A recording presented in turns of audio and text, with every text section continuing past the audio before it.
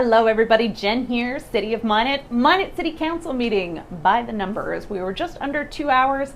In that time, roll call was called 11 times by my count, 3 public appearances, and at one point in the evening, we had 221 online viewers.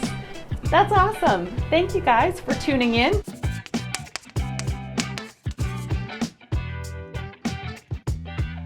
I'm sure that you were all there for the lead story, the approval of Minot Police Department's Chief Michael Fry. For me, the decision point was a couple of things. First and foremost is I still do lean towards a need for outside leadership and representation at this time for our department. Secondly, kind of came down to personality, an attitude of positivity, someone that's going to help our department heal and connect with our community and our citizens in a positive and meaningful way. We're splitting hairs here. I'm not going to say there's a stark difference when it comes between the two candidates on that, but those were the two things that kind of led me to making the recommendation of appointing Mr. Fry as our next police chief. Now, a point of clarification on that, it was a 2-part recommendation in motion. Number 1, approve Chief Fry. Number 2 is approve directing staff to upgrade an existing captain position to a deputy chief position. So there are many next steps there. Number 1, design the position. So the chief will be involved in those discussions, and there will be more coming up on that. That being said, there was a great deal of gratitude expressed for Captain Dale Plessis. I can't speak for Mr. Plessis, but as I state in my memo, I do believe that the two of these paired together would be a dynamite combination of leadership for moving our community and our organization forward. One of the things that I want to tell the public is how pleased I have been throughout with Captain Plessis's hard work and effort for the department, plus how amazingly well he did in the interview sessions. His command of the subject matter of what the department needs was tremendous.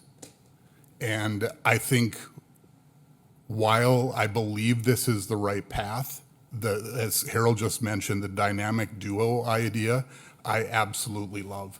And so for me, while number 1 is certainly important in our recommended actions to get a new chief in place, number 2 may be as important or more important, which is to put a deputy chief in place to recognize what our acting chief has done and what he has to offer going forward. And so I'm proud of this process, and I think it was done well. So Harold, nice work, and I think that we are going to be proud as a city of where this heads. I believe that Michael Fry will be a very good chief. He will be welcomed and he will be supported.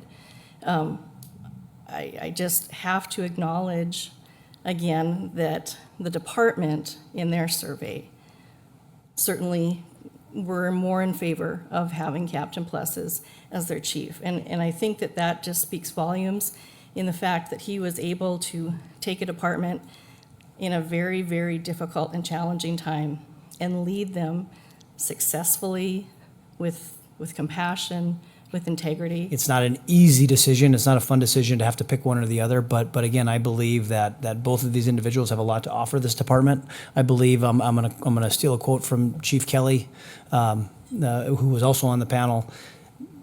This feels like hope. This feels like hope for this department, for our city, for our community moving forward. This scenario. So again, I'm pleased. It's one of those things you think about this, and again, I think that's part of this process. This is the benefit of being a part of this process. Not only whether you're on the panel or whether you're part of the council, is that you watch the interviews, you're part of the interviews, and you think about it when you go home. You think about it when you wake up. How did that go? What did they say here? You know, this resonated with me. And then you talk with other members of the community, and it's like, what did you think of this person? What did you think of that person? And again, it was resounding the quality that we had in candidates.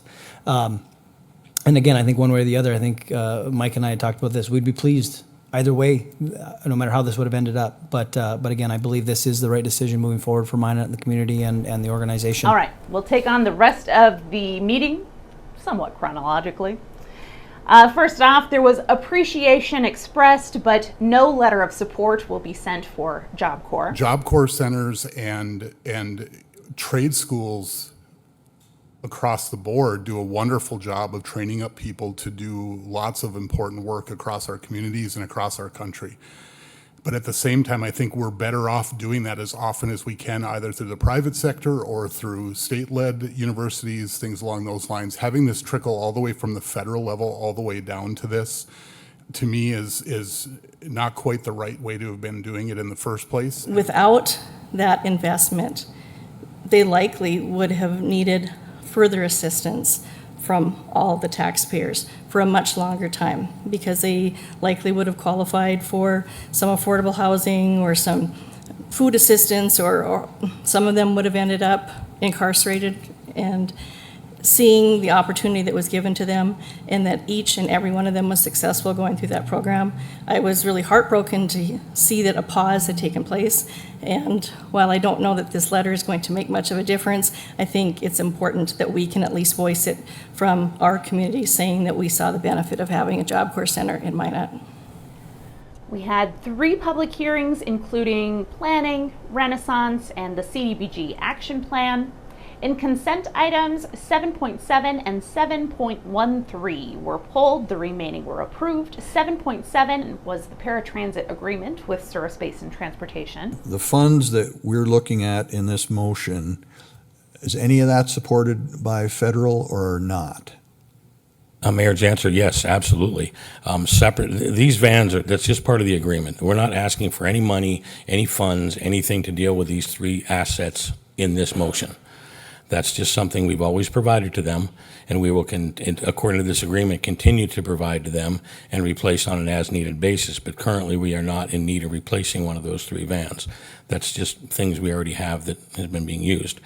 As far as the funding that is a part of this particular memo, that is for the $107,000 to give them to operate the paratransit service for us. 80% of that will be funded by the federal government under the Section 5307 grants that we're now applying for.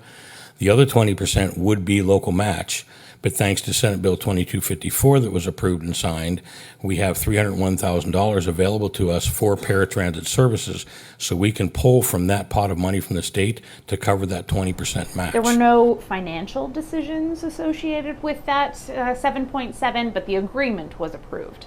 7.13 was a 1-year renewal for recycling transportation services. These are the folks who drive our semis. Semis belong to the city, but the semis travel to Shakopee with all of our recycling materials. When we got into recycling 2 years ago, we were paying about $77 a ton to have a contractor in Minneapolis process our material, and then we were getting back about $34 a ton. So over the course of the last 2 years, that number has gradually come up. So last month, we got $145 a ton. So we're netting out the processing costs, and then we're getting the remainder back in the form of a check, which then we use to offset the trucking. They bid a number 2 years ago, and they're fine continuing, so we're going to extend that by 1 year at the same terms and conditions. Moving on to action items. 8.1 was Safe Streets and Roads for All. This was a federal grant for a road study that failed 3-3. 8.2, Airport Terminal Public Announcement System. It did pass with some discussion. It was built to look pretty, not necessarily functional. And so we're going to continue to have some of these challenges that in some of the areas where they probably should have invested money in and didn't to make it look pretty, we have to fix that now. 8.3 is VE1, or the Velva Bridge replacement associated with flood protection. The bid lives with Souris River Joint Board. The bid amount was $9,889,769.18. This was 17.9% up from the engineering estimate. The bridge came in 18% over budget. I just am going to continue to question how we can be so far off on our estimates before we go out and ask for these bids. We're at $1.5 billion right now in flood control, and if this keeps happening, it's going to be $2 billion. Our share has risen from $350 million to $525 million. It could be $700 million plus by the time this is all said and done. As a local community, it's a lot of money to be spending on flood control. Again, I know we need it, but boy, prices aren't helping. In the sentiment of flood protection, before we meet again, we do have a certain anniversary.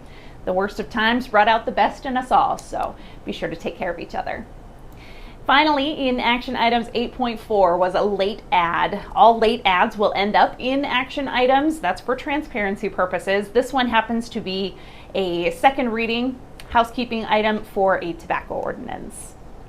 So that takes us to miscellaneous and discussion. We're going to start with 10.2. This was for the SAFER grant. SAFER stands for Staffing for Adequate Fire and Emergency Response. I was here in the fall and I got approval for us to write a SAFER grant.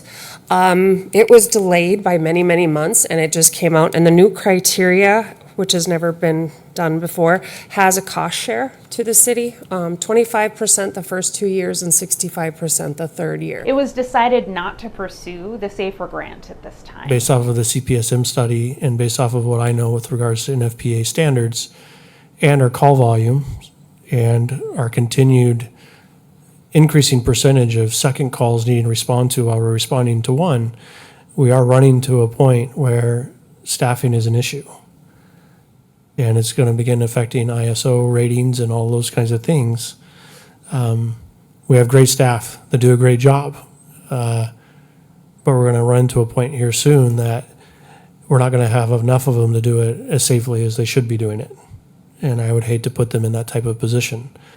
That being said, though, having sat through several budget meetings here over the last couple weeks, squeezing this into the future budgets is not going to be easy. And as a city manager, even though I've advocated strongly for the fire department and through the CPSM study that we need to increase our staffing for our fire department, financially, I don't know how feasible it is at this point. Final in 10.1, the North Dakota Aeronautics Commission presented the latest pavement condition study numbers. You can review all of those statistics at aero.nd.gov. And the airport brings us full circle back to the mayor's report. Congratulations to Minot International Airport's Maria Romanek. She earned the distinction of Accredited Airport Executive. Congratulations, Maria, and that is the entire Minot City Council meeting. So drink your water, look both ways, and don't forget to vote August 5th. That's the Minot Minutia. Have a good day.